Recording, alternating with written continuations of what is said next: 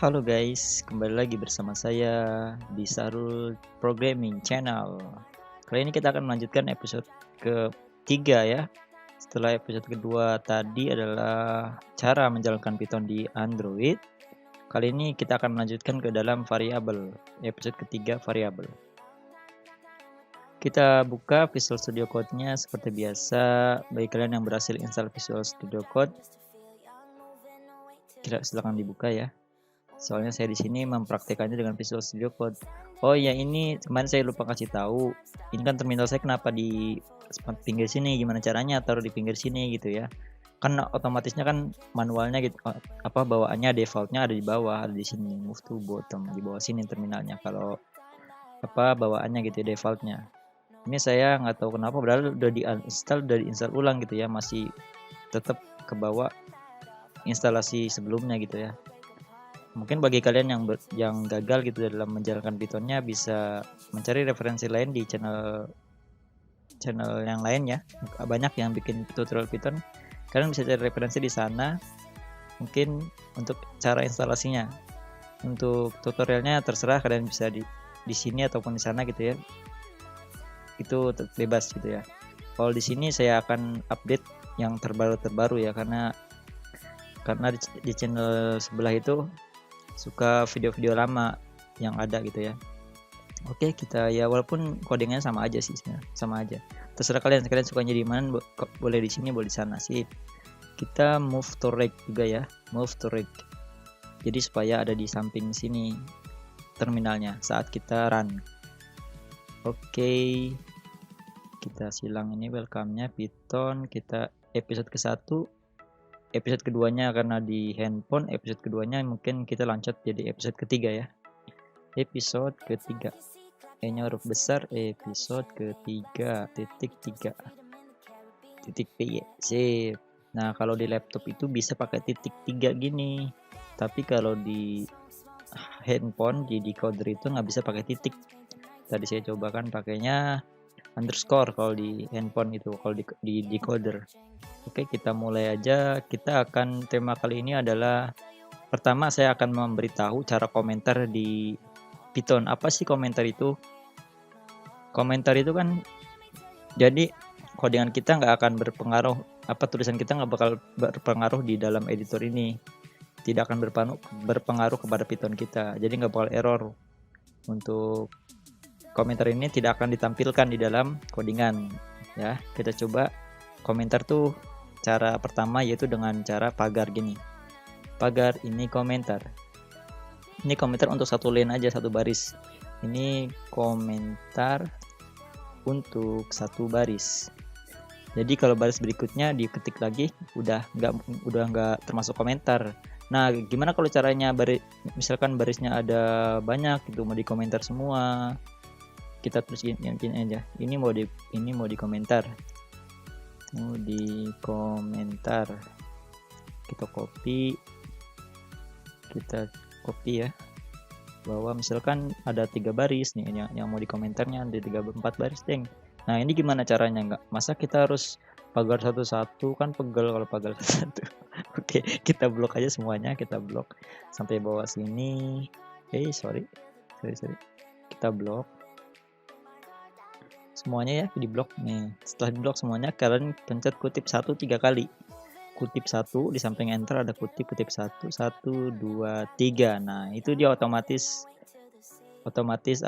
ini komentar semua baris gitu ya. Komentar setiap baris. Misalkan ujungnya bisa dipindah-pindah nih ujungnya. Misalkan mau ada yang dikomentar lagi, misalkan ini yang kedua. Ini yang kelima ding. Kelima. Nah, komentar bisa taruh sini. Komentar lagi sih. Kutipnya mana, hilang. Oke, kita taruh kutip 3. Sip, kutip 3. Jadi di bawah sini udah nggak komentar lagi. Udah tidak termasuk komentar karena udah ditutup sama kutip yang ini terakhirnya di sini. Kalau kutip ini kita pindahin ke sini, maka yang ini juga ikut di komentar. Yang tadi yang baru ini baru ikut di komentar. Di bawah sini enggak gitu kan. Di bawah sini kita bisa bikin programnya print gitu. Bisa bikin print program di sini. Udah mulai bisa bikin program. Yang di atas ini adalah komentar. Oke. Oke, kita hapus dulu, kita kasih nama aja komentar ini. Yang kedua ini komentar multi, ini komentar enter dulu, multi line. Oke, multi, gimana sih tulisannya, multi line, dah gitulah pokoknya, multi line, kutip 3 kali, sip, multi line, sip. Kita akan mulai dengan variabel ya, sesuai tema kali ini kita adalah variabel. Kita akan membuat komentar di sini. Ini adalah variabel. Variabel adalah misalkan kita A, kayak di matematika, pelajaran matematika, A sama dengan 1 gitu modelnya. Nah, ini tuh variabelnya tuh A itu adalah huruf angka 1. Ya kan? Variabel tuh begitu. Sip. Misalkan B sama dengan 3. Sama dengan biar rapi pakai spasi deh, yang sama dengan spasi lagi 3, sip, karena biar rapi. Nah, variabel A adalah 1, variabel B adalah 3. Gimana cara mengoperasikan 1 dan 3 ini? Kita coba di sini print dalam kurung A ditambah, jangan ditambah, dikali A dikali B. Nah, variabel B. Nah, otomatis variabel B. Lalu kita setelah A ditambah B, kita print juga.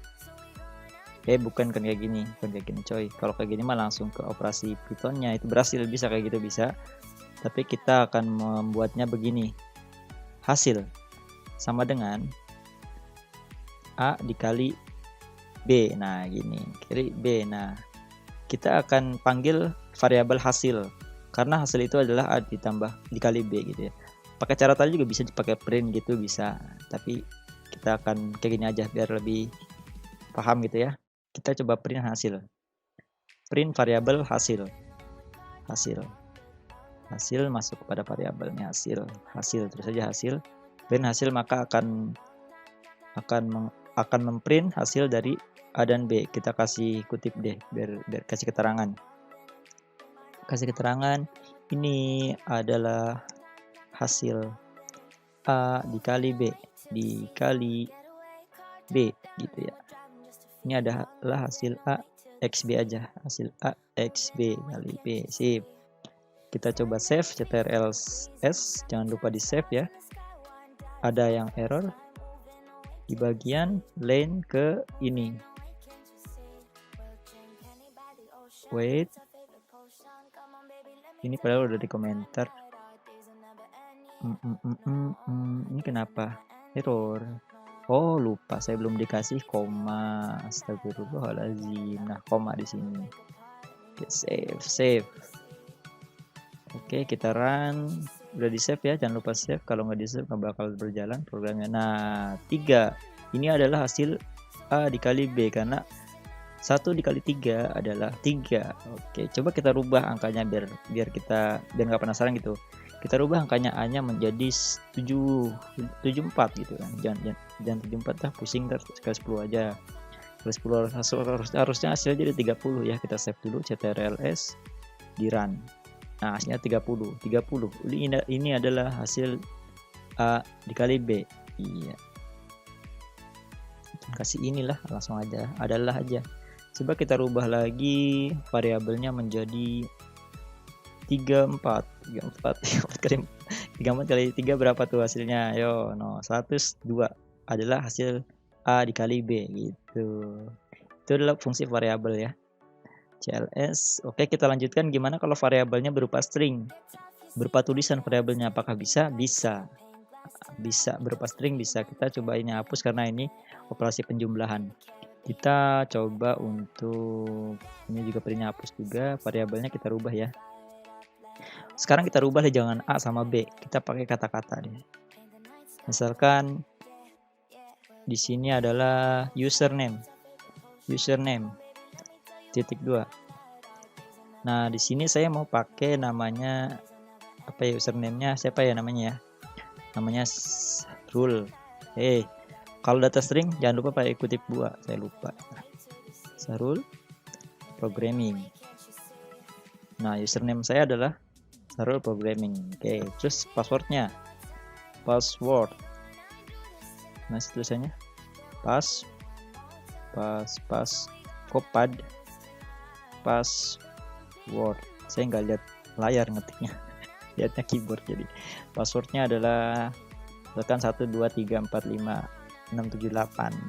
Oke, passwordnya 1234567. Oke, coba di sini kita print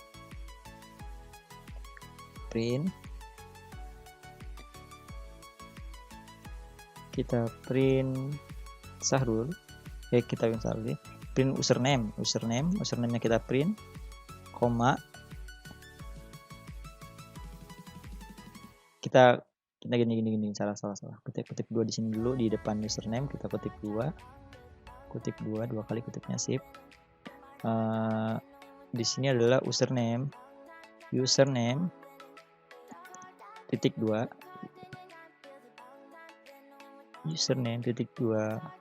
koma username. Nanti otomatis username-nya adalah Sarul Programming, otomatis tertulis. Oke, kita belum mencoba jadi belum tahu ya. Kita coba, terus jangan di-run dulu.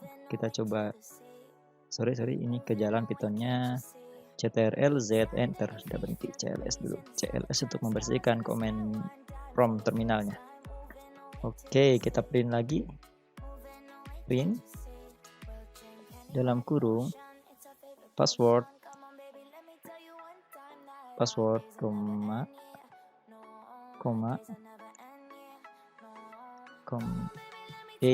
jangan dong, aku salah. Password titik 2 sip. Nah, kita akan print passwordnya di sini, password gitu, sip. Password, username, password. Kita coba ya, kita panggil, ini variabel ya, variabel password adalah 1234567. Variabel username adalah isinya adalah Sarul Programming. Kita coba ya, run, kita save dulu, ctrl save, karena kalau di save nggak bakal berjalan. Ctrl save lalu run. Username line 10 error, username tidak terdeteksi, is not defined. Kenapa tidak terdeteksi? Oh, saya kenapa pakai titik 2 ya? Ampun, nggak bakal terdeteksi lah guys, pakainya sama dengan gini. Astaga, pemula guys, kita sama-sama belajar di sini ya. CLS kita run. Nah, baru berhasil. Username adalah Sarul Programming, password adalah 1234568 gitu ya. Saya tadi salah main sama titik 2. Kita sama-sama belajar di sini ya. Jadi maklumin aja karena saya bukan ahlinya di bidang ini. Kita belajar sama-sama. Saya hanya share pelajarannya. Oke. Lanjut ke ini, udah selesai bagian variabel. Kita akan lanjut ke bagian apa ya? Selanjutnya kita coba untuk bagian input ya. Misalkan username-nya kita mau random nih, jangan username-nya ini doang gitu kan. Kita mau username-nya input gitu. Input itu jadi kita sendiri yang ngetik username-nya. Oke, kita coba ya. Username input sama dengan kita taruh input, bukan integer, input dalam kurung kutip 2, masukkan username gitu ya. Masukkan username titik 2 spasi biar ada jeda gitu ya, biar ada slot kosong. Kita masukkan password juga, 123-nya pakainya input ya. Untuk data angka kita perlu menggunakan namanya integer, int buka kurung input dalam kurung lagi di sini data string input, masukkan password. Iya, password. Mana S nggak muncul lagi, password. Sip. Oke, di sini kita akan print username, print password. Oke ya, gitu ya aja. Biarin ini printnya tetap sama kayak gini. Coba kita run. Masukkan username-nya misalkan nama lain misalkan siapa ya? Ucup. Namanya Ucup. username-nya Ucup, passwordnya masukkan password. Oh kok ini dempet banget passwordnya, saya harus pakai gini titik 2. Nah saya lupa, kita gagalin dulu CLS, kita ulang ya, kita save dulu, ini belum di save dulu sih. Masukkan username Ucup, masukkan passwordnya 123456778, save, enter. Nah username Ucup, password 123456778 ya. Gimana kalau namanya yang lain? Kita coba nama lain. Jadi di sini kalau input itu terserah kita namanya apa aja. Namanya Momo. Terus masukkan 123 acak. acak. Oke. Sip tuh, namanya Momo, username Momo, passwordnya sekian ya. Sama kan passwordnya yang kita input gitu ya. Nah, itu dia untuk fungsi input. Selanjutnya mungkin hanya itu yang dibahas kali ini, video kali ini dalam episode ketiga ini. Ini udah berapa menit? Udah 16 menit, udah lumayan panjang. Oke, sekian dari saya. Kita akan next ke video berikutnya, episode keempat. Thank you for watching.